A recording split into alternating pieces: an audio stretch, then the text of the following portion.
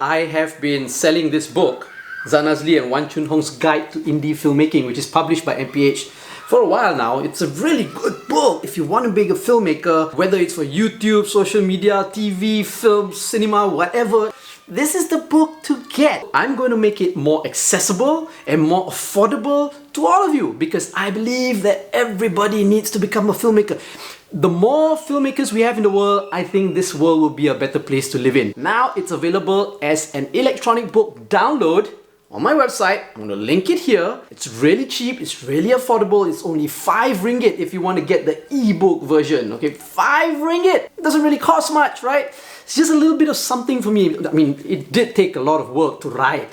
Each chapter of this book talks about one part of the filmmaking process. And for each chapter as well, I interview a local filmmaker. It's only 5 ringgit. It's only 5 ringgit. You're watching and listening to the Fat Bidin Film Club, and I'm assuming I'm Zanazli. And I'm Shah. And we're back in the cinema! Yeah!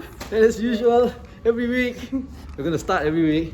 We will watch a local film and we review it. Yes. So, today, we're gonna be reviewing. Wait, spinning. What are we watching today? Gila Gusti. Gila Gusti. Okay. But it's also a sad day. Because Taylor Hawkins died. But he might have died on his own. So we don't know. But what's that?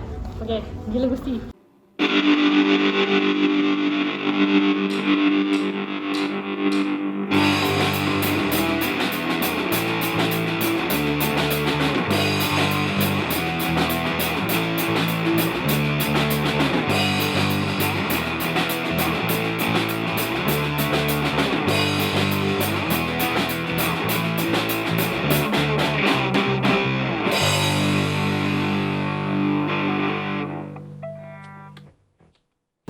Okay. We have just watched Gila Gusti. Gila Gusti. Gilu Ha. Gilu Guli. Okay lah. Guli. We haven't been doing this in such a long time. Yes, that is true. Because of why? I don't know. I want to say because no movies, but actually got movies. We have too many kids. Yeah, and a lot of work. A lot of work. Yeah. So much so that we haven't even really been around, actually. We haven't been around, yeah. Yeah, so actually we haven't really been taking care of our children also. But anyway, but the point is we're back now and we watched Gila Gusti. Okay, so what's it about? Yeah, what is it about? You tell them lah. No, I don't know. Seriously, I don't know. Okay, anyway, so Gila Gusti is about, it centers around this Apec wrestling championship, which I guess is a local wrestling championship. I know there's a local professional wrestling thing lah, a small so it's about thing. professional wrestling Is it really called Apec? I don't know. Or this is a fictional one? I don't know. Not too sure. Okay. So anyway, it centers around this Apec wrestling championship and around this pro wrestler called Naga.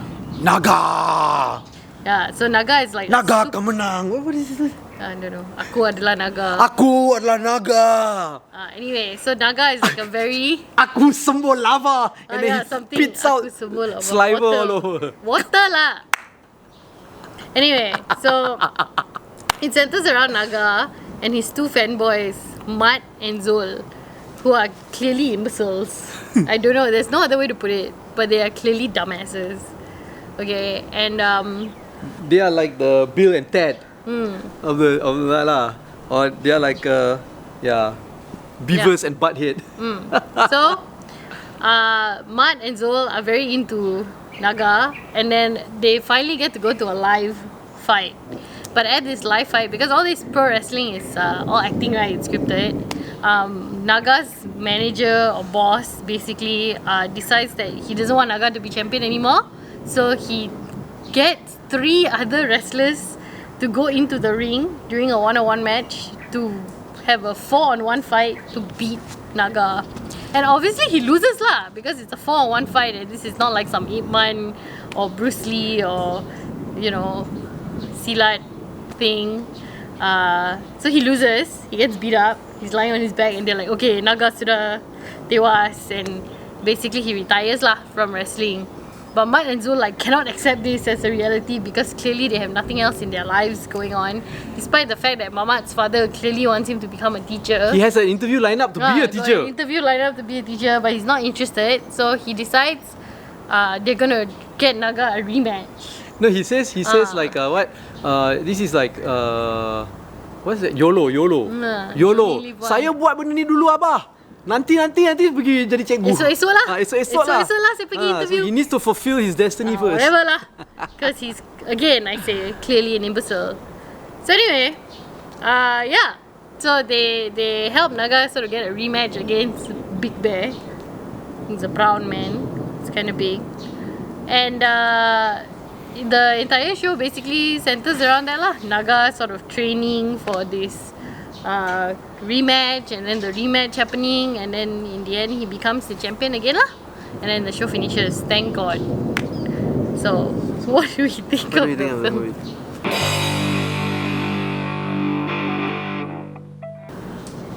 Okay, Well, number one, it is about professional wrestling, and we know professional wrestling is fake. That one everybody knows already. It's a show. It's all scripted, and people, the audience, they get caught up with the fake the storyline lah. Yeah. You know, it's memang scripted. Theatrical lah. Yeah, it's very theatrical. Dramatic, Win and lose and exciting. all that already been determined. Yeah. So when Naga loses, the audience should just take it as already been scripted that way. Whether Naga is told or not, that one whatever lah, isn't it? But it's already told that way. Why these two people want to like so kecho? Because they love him. Okay, let's talk about some And I think I can understand that. people who you love are disappointing you. Let's not talk about it. From when I was 17 years old, this band was supposed to grow old with me. They're supposed to grow old with me. I grow old, the band grows old. I continue to watch them live, listen to their music, bring my children to watch them, bring my grandchildren to watch them. And you're gonna fucking die. Not of natural causes. That's all we're angry about. No, we don't know Oh, that no, because we it hasn't don't been know that, okay. determined. All we know is he had a heart attack. And he apparently huge heart. Yeah, no, all people who have heart attacks will have an enlarged heart, right? And apparently he has a long-standing heart condition. Oh. So then, oldie lah. Like that. Yeah, and if you know that, I don't smoke. Why? Because I don't want to get a heart attack. Okay, are we coming back to the show? No. Okay. I don't know. I might wake up on Monday and then see Rivers Cuomo dies. Hey! Kesian. But he's clean what? Okay, are we talking about the show or not? Okay, then, right? What's I saying? Anyway, I was going to tell you something that I did like about the show. Okay. So Naga has a Aku Naga. he has a family, okay? Oh, a yeah. wife and a kid. And he's a good family man, no? And in this show, probably also in real life lah, who knows, right? He's a real family man, and he actually took the loss and everything very well, because he said, you know, it's all scripted anyway, it's not real, and he was getting angry at his manager mostly because he said, if you wanted me to lose, you should have just said so. Yeah. I would have been okay to lose. Like he said lah, ni professional wrestling. Because the Memang ada manager, script pun. the manager kept saying, I'm sick of you being like so arrogant, you are no longer the champion or whatever. Then he said, okay lah, then you should just say that I was going to lose. Then lose lah. So Naga actually seems to be the only sane person in this entire show. And he also seems to be the only three-dimensional character. You know, he's got like some depth, some growth. Like in the end, he gets angry before the rematch also because they said he's a shitty father and a shitty husband, and that They really started like attacking him riled him up personally lah. lah, yeah. So I really appreciated that. I thought that this show of he's not exactly a macho man, even though he's like all built and stuff, but this show of a man who's in a, I guess you could say, masculine sport, being, you know, kind of well-rounded and whole, was very Rocky-esque almost a bit, but like the later Rockies lah. And I like that. I like that about the film, and I liked his character and how he sort of played it out lah. There were some parts that were a bit ridiculous. Like at one point, he asked this female wrestler, because must have representation, so got two female wrestlers, okay? But one of them is an actual professional wrestler. I follow her on Instagram. So this female wrestler, she asks her for help, and she says, and they're talking lah. And at this point, he and Naga and his wife are fighting because his wife said, "You're gonna let go of this wrestling already, but why are you doing it again?" So she went back to her parents' house.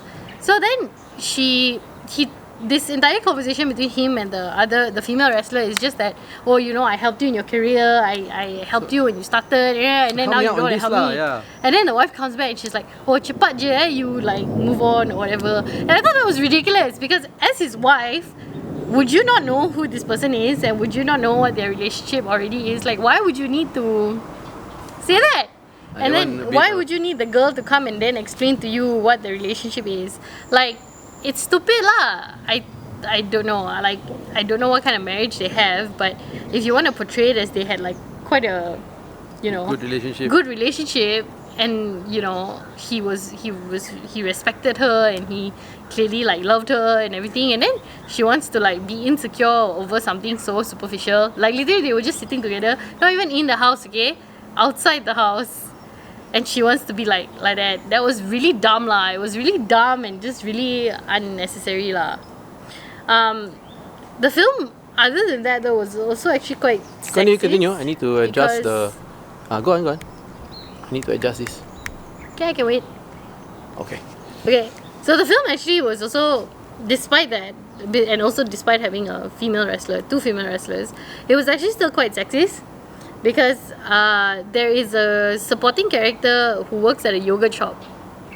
Okay, and two of them. But one of them is like, she's like a very generic, like, I don't know, you want to call her Gadik girl or not, but she's the generic pretty girl that one of the fanboys like lah. But the other girl, she is supposed to be, I'm guessing, less pretty because she's darker. And this is just me guessing lah. But the implication seems to be that she is less pretty and therefore she is the bro one. And she clearly takes an interest in this pro wrestling, right? But every time she wants to like get involved in the conversation, they are too busy hitting on her friend, or they are telling her to go away because the men are talking now. Like at one point they actually say that. But I want to lelaki lah, so just go away. And I want to say from experience, choose the bro one. They're the best. The best.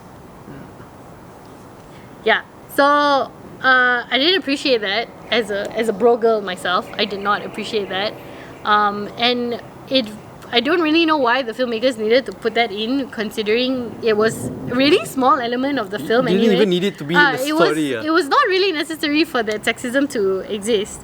And like, why is Zul so fixated on hitting on everything that moves, except for the darker skinned girl who has similar interests with him? That made zero sense to me. Yeah. If they had wanted to play that line, right, that narrative in the story, then they should have also done something with the girl, and you know, basically reprimanding him or something lah, or getting him to, you know what I mean? Yeah. This one just ends it there. Finish. Yeah. Yeah. And so I didn't like Zul's character. I didn't like Mat's character. And the only person I liked was Naga. Aku Naga! Aku sembuh lava! And there really isn't much else to tell you about the film, except for that. The only thing that was nice for me was the fact that he was a family man, and that was it lah. Everything else was just kind of nonsense. And I think if you wanted to make a film to showcase Malaysian pro wrestling, it could have had a better story. This was clearly a template sort of copy of like one of the Rocky films. I can't even tell you which one, but it's one of them lah. But it just didn't work. And if this was your first or your one chance to bring Malaysian pro wrestling to the eyes of the mainstream, why do it like that? Why do it like that? Yeah, why do it like that? It was just done really badly. Yeah, there really isn't much else to say about it lah. Do you have anything else to say about it? Yes, I do. Okay, right? Please, carry on. Well, number one, it was a badly made film. It could be budget-wise, it could be resource-wise, I don't know. There is a huge gap or disparity between a film like this, Guli Guli, and a film like Police Evo. Production-wise, technical wise, even script and directing wise, huge difference, and this is like one of like the lowest in the barrel already for me. I felt it was so badly made. With that being said, everything that you said, I agree. Those are the things that I would also say. But there's this one thing that I want to point out that I feel is quite important, because throughout the film, I saw glimpses of a lot of parody and satire. There were scenes where it was obvious that they were trying to break that fourth wall, having the characters speak to the audience more like speaking to the audience and making fun of certain situations which are absurd and bizarre in the storyline, and if they had followed through that, I think it would have been a great comedy film. Just being an absurd film, an absurd film, surrealistic comedy. Between these two idiots who are just too idiotic to actually be real cute characters. Do you think maybe it was actually that, but we then they've done it wrongly lah. That's what I'm saying. If that was the point, if you're having these two Beavis and Butthead characters, these two Bill and Ted characters who are absurdly stupid and idiotic, then make it consistent throughout the film. Make it the theme of the film, including the absurdity of wrestling. Because wrestling is absurd anyway, in real life, the scripted fights and all that. It's absurd soap opera, right? So if you had played, maybe that was their point, but they didn't follow through. They didn't do it well. I could already catch a glimpse of those things, especially the short guy, the short idiot, not the tall idiot. Mamat, is it? He had certain. He actually, I thought he would be a good comic relief character, almost like Zizan in Police Evo. Was it Zizan? Yes. Yeah, in Police Evo. Whoa. Okay, it's getting dark, so I'm adjusting that lah. Oh, let me see. It's gonna look real good in the edit. No, it's fine. Whoa.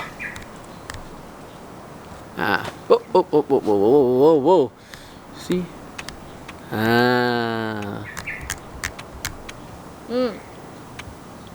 Okay.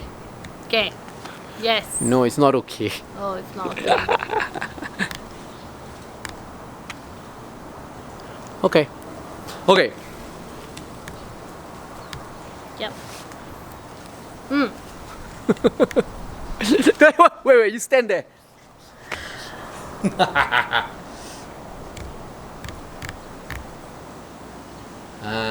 Okay.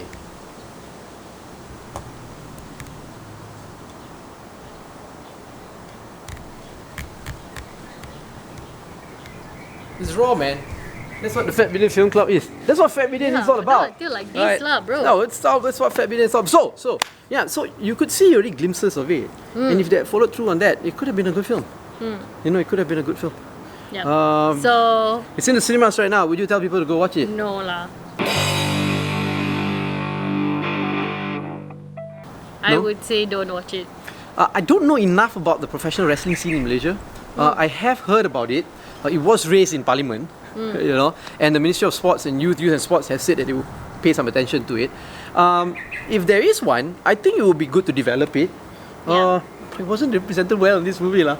And another thing, Pekin Ibrahim is in it.